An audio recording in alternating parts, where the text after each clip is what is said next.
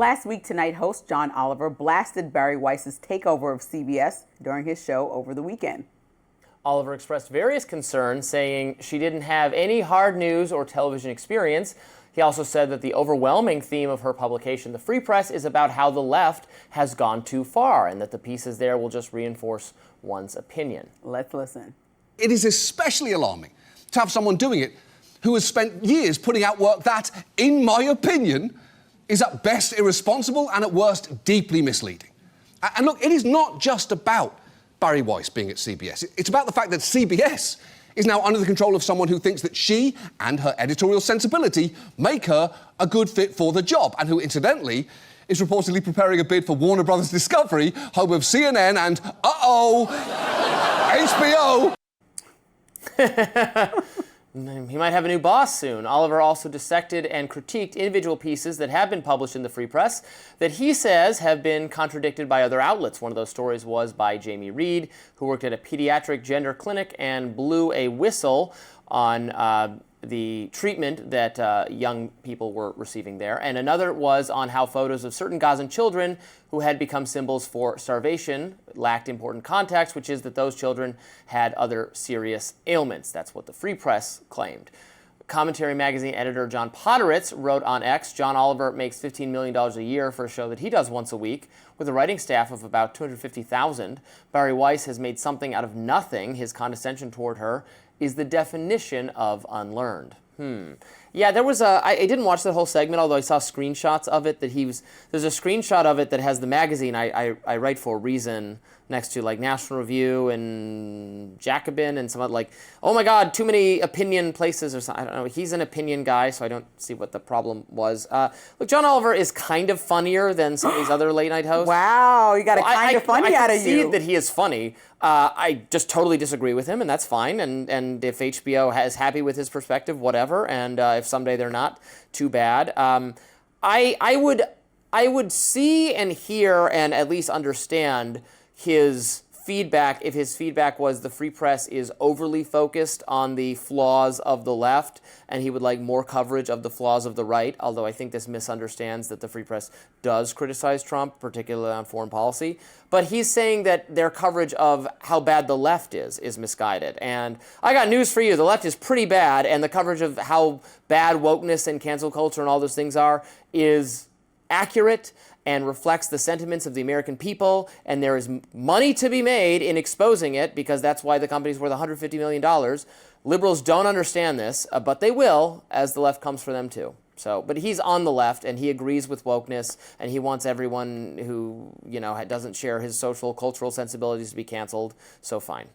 From this story and this perspective, I'm just looking at it as a young woman business owner that also is in the space of creating content. Mine is more documentaries. She's creating articles and has an entire ecosystem where she amassed 1.5 million readers. That's no small feat.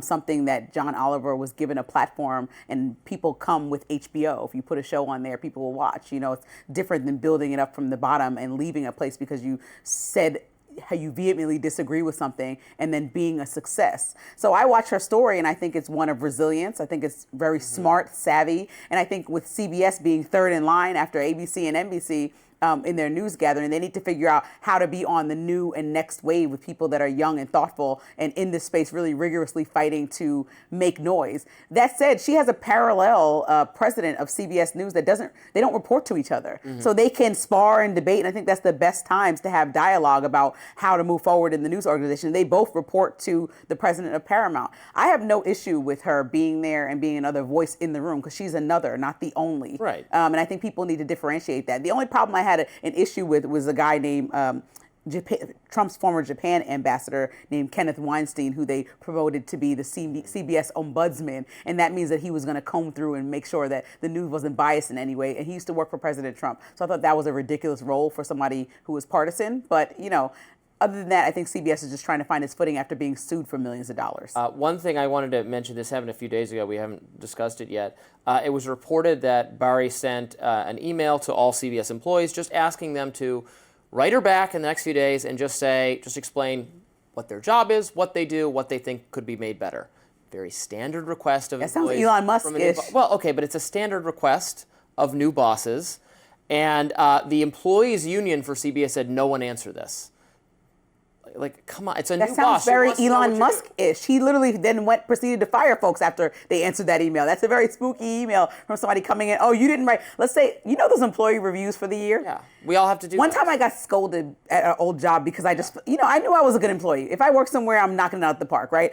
But I just wrote 3 little bullet points and then it got sent to like the president of my department. And they were like, is she not doing anything? Because they didn't check in with me day to day, and I was behind the scenes, and I wrote 3 little bullet points. So what if you don't have time to be writing that? You're actually doing a job. Like, news is a heavy lift to actually. So what if you don't have time to answer Bari Weiss's email about what you do? Like, ask my manager, have a meeting. Probably answer the email, but it's a reasonable request in my view. It's reasonable to be scared about that after what Elon Musk did. Tell me what you do. People who aren't and then get fired. Jobs should get fired. I'm sorry. All right. By the way, John Oliver, did you know he once made fun of Rising? Wow. He made fun of me. Are you honored? He called me baby Ryan Seacrest. Is that why that's in your bio? Yes. That was a moniker he bestowed upon me. I love that. Okay. Stuff. Well, that does it for us on Rising Live. Look out for more exclusive YouTube content coming your way. Be sure to like, share, and subscribe to The Hill's YouTube channel so you never miss any content. And for those of you who like to listen on the go, we're now available anywhere you listen to podcasts. See you tomorrow. Later.